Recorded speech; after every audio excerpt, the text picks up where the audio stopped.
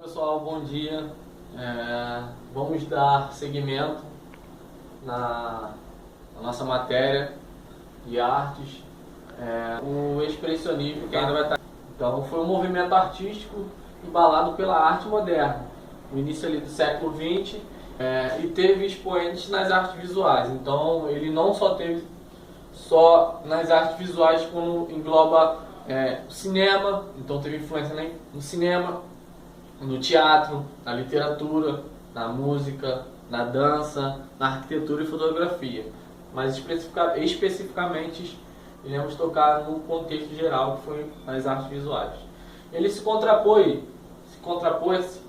ao academicismo artístico e ao impressionismo. Então, quando falamos academicismo artístico, era o que geralmente no século, na época, estava comentando sobre as academias. As academias tinham já os seus temas fechados. Então, todo o tema do belo, sobre a corte, todo o tema voltado às pinturas da natureza. Então, esses eram os temas que eram tratados na academia. Então, o academicismo artístico tratava tudo isso, sobre a figura humana, sobre as paisagens, sobre temas mitológicos. Então, isso tudo eram temas da academia. Então, ele se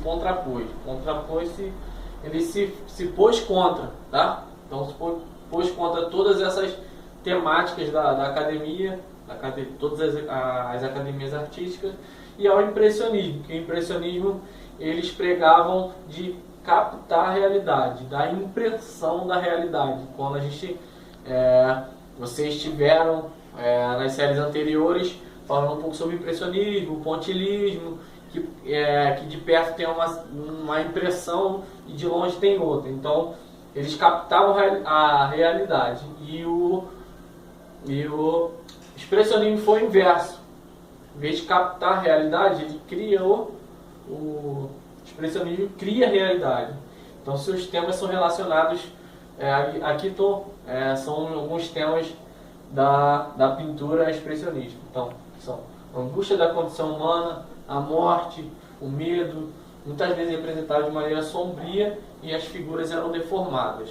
Então, todas essas temáticas aqui, no próximo vídeo eu vou estar colocando algumas características, e esses temas, se vocês repararem, tá muito atual, tá muito atualizado e muito atual na nossa realidade de agora, falando sobre todo esse drama que está trazendo, toda a realidade do coronavírus, está trazendo um pouco dessa temática expressionista que tem uma ligação de antigamente com a de hoje, com a situação do corona. Então, as condições, a angústia da condição humana, o medo, esses temas estão muito atuais com a realidade de hoje agora. No segmento sobre as características do expressionismo. Então, antes de colocar as características, vamos falar um pouquinho sobre o que influenciou esse movimento. Então, a Primeira Guerra foi um dos influenciadores Primeira Guerra Mundial influenciou o expressionismo. Então, a Primeira Guerra foi um grande influenciador dele. A Alemanha foi aonde surgiu o expressionismo em si. Então, a Alemanha é considerada o berço do expressionismo, muito no pós-guerra. E na Alemanha mesmo, conforme o pós-guerra, que acabou deixando o país numa miséria, o governo nazista ele tomou posse, o governo parlamentar se apoderou-se dessa fraqueza, e o próprio governo nazista eles consideravam a arte como uma arte degenerada. O próprio governo nazista na Alemanha considerava a arte expressionista como uma arte degenerada. Então, aqui embaixo nós vamos estar pontuando as características principais. Primeiro, a valorização da gravura, que era uma técnica dentro das artes, que era a gravura, e uma arte mais primitiva, uma arte mais simplificada, tá? A gente fala arte primitiva, é uma arte mais simplificada, sem um termo técnico, sem uma questão técnica do desenho, um desenho bem mais simplificado, bem mais simples.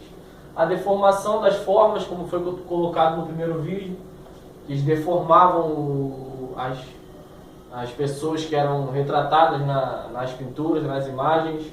O uso das cores, então as cores também eram muito colocadas com muita vibração, com uma tinta com cores bem vibrantes, e para estar sempre ressaltando essa poética, esse sentimento. Eu esqueci de colocar aqui, mas essas cores eram vibrantes para ressaltar o sentimento. Pausem aí e coloquem aí, que eu esqueci de colocar aqui no nosso quadro, tá? A deformação das formas, o uso das cores vibrantes, então as cores fortes que vibravam para ressaltar o sentimento, tá? Aqui no outro tópico, a poética do feio. Então, como eu falei, isso era totalmente ao contrário da academia. A academia retratava o belo, e a temática a característica do expressionismo era a poética, representar esses feios, a representação do feio, do que era indesejável.